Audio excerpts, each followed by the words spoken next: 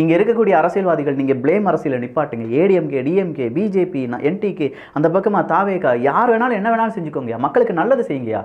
ஒரே ப்ளேம் அரசியல். எப்போ பாரு ஏதாவது சொல்லிட்டா உடனே நீ சங்கி, நீ இஸ்லாமுக்கு ஆதரவாக இருக்க, நீ கிறிஸ்தவனுக்கு ஆதரவாக இருக்க அப்படின்னு சொல்கிற மதசாயம் பூசிடுறாங்க.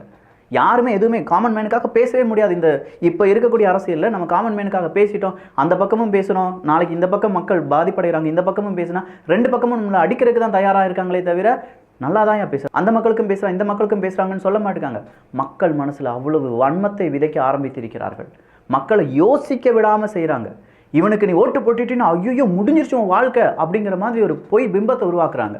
நீ இவனுக்கு ஓட்டு போட்டே ஆகணும், இல்லாட்டி இவன் நமக்கு நல்லவனும் கிடையாது, ஆனால் இவனை விட ரொம்ப கெட்டவன் அவன் அப்படின்னு சொல்கிற மாதிரி இது உருட்டலாம் ஆரம்பித்து ஒட்டு மொத்தமான பல விஷயங்கள் இங்கே நடந்து மக்களை குழப்பி என்னதான் முடிவெடுக்கணும், எவனோ ஒருத்தன் வந்துட்டு போங்க அப்படின்னு சொல்லி மக்கள் கிடைக்கிற காசுக்கு ஓட்டை வாங்கி விற்று